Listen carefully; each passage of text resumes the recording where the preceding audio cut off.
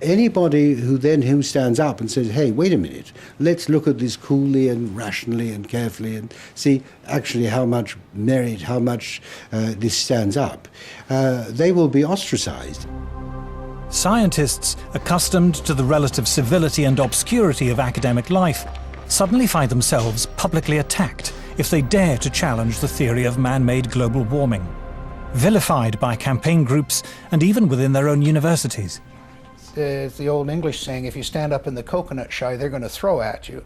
So I understand that there's going to be some of that, but it gets pretty difficult and pretty nasty and very personal. And there have been, death threats and all sorts of things. And so I'm not doing it for my health. These days, if you are skeptical about the litany around climate change, you're suddenly like as if you're a Holocaust denier. The environmental movement, really, it is a political activist movement. And they have become hugely influential at a global level. And every politician is aware of that today. Whether you're on the left, in the middle, or the right, you have to pay homage to the environment. In the past month, the global warming campaign has won a great victory. The United States government, once a bastion of resistance, has succumbed. George Bush is now an ally. Western governments have now embraced the need for international agreements to restrain industrial production in the developed and developing world. But at what cost? Paul Driesen is a former environmental campaigner. My big concern with global warming is that the policies being pushed to supposedly prevent global warming are having a disastrous effect on the world's poorest people. Global warming campaigners say it does no harm to be on the safe side. Even if the theory of man-made climate change is wrong, we should impose draconian measures to cut carbon emissions just in case. They call this the precautionary principle. The precautionary principle is a very interesting beast. It's basically used to promote a particular agenda and ideology. It's always used in one direction only. It talks about the risks of using a particular technology, fossil fuels, for example, but never about the risks of not using it.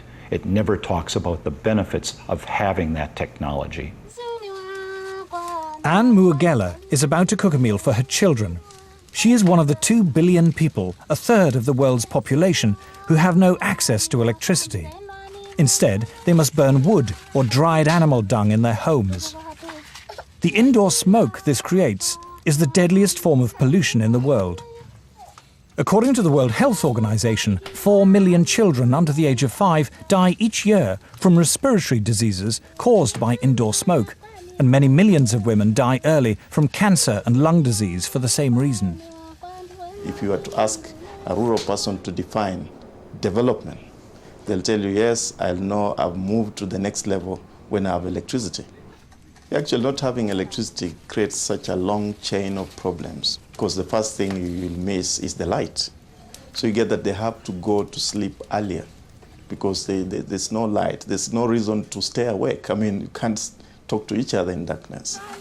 No refrigeration or modern packaging means that food cannot be kept. A fire in the hut is too smoky and consumes too much wood to be used as heating. There is no hot water. We in the West cannot begin to imagine how hard life is without electricity. The life expectancy of people who live like this is terrifyingly short, their existence impoverished in every way. A few miles away, the UN is hosting its conference on global warming in its plush gated headquarters. The gift shop is selling souvenirs of peasant tribal life, while delegates discuss how to promote what are described as sustainable forms of electrical generation. Africa has coal, and Africa has oil, but environmental groups are campaigning against the use of these cheap sources of energy. Instead, they say Africa and the rest of the developing world should use solar and wind power. A short drive out of Nairobi, we find our first solar panel. A Kenyan public health official has brought us to a clinic which serves several villages. The only electrical implements in the clinic are the electric lights and a refrigerator in which to keep vaccines, medicine and blood samples. Electricity is provided by 2 solar panels. So what can it do successfully? Lighting. Lighting only? Yes. What happens when you put lighting plus the refrigerator and others? What happens? It sounds an alarm. It sounds an alarm? Yeah. Then can we maybe see that?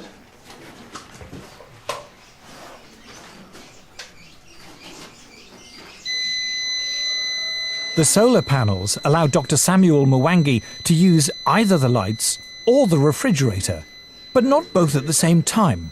If he does, the electricity shuts down.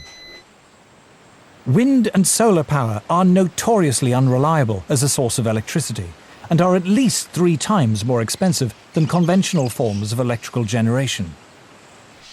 The question would be, how many people in Europe, how many people in the United States are already using that kind of energy? And how cheap is it? You see, if it's expensive for the Europeans, if it's expensive for the Americans, and we are talking about poor Africans, you know, it doesn't make sense. The rich countries can afford to engage in some luxurious experimentation with other forms of energy. But for us, we are still at the stage of survival.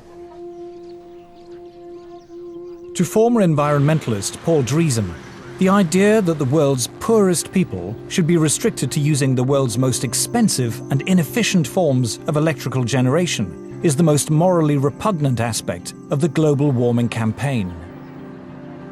Let me make one thing perfectly clear.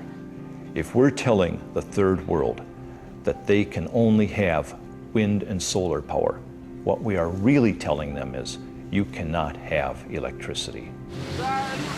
The challenge we have when we meet Western environmentalists who say we must engage in use of solar panels and wind energy is how we can have Africa industrialized. Because I don't see how a solar panel is going to power a steel industry, how a solar panel, is going to power maybe some railway train network. It might work maybe to power a small transistor radio. I think one of the most pernicious aspects of the modern environmental movement is this romanticization of peasant life. And the idea that industrial societies are the destroyers of the world. One clear thing that emerges from the whole environmental debate is the point that there's somebody keen to kill the African dream, and the African dream is to develop. The environmental movement has evolved into the strongest force there is for preventing development in the developing countries. If you're being told, don't touch your resource, don't touch your oil, don't touch your coal, that is suicide. I think it's legitimate for me to call them anti-human. Like, okay, you don't have to think humans are better than whales or better than owls or whatever if you don't want to, right? But surely it is not a good idea to think of humans as sort of being scum, that it's okay to have hundreds of millions of them go blind or die or whatever. I just can't relate to that. The theory of man-made global warming is now so firmly entrenched, the voices of opposition so effectively silenced, it seems invincible, untroubled by any contrary evidence, no matter how strong. The global warming alarm is now beyond reason. There will still be people who believe that this is the end of the world, particularly when you have, for example, the chief scientist of the UK telling people that by the end of the century, the only habitable place on the Earth will be the Antarctic. And humanity may survive thanks to some breeding couples who move to the Antarctic. I mean, it's hilarious. It would be hilarious, actually, if it weren't so sad.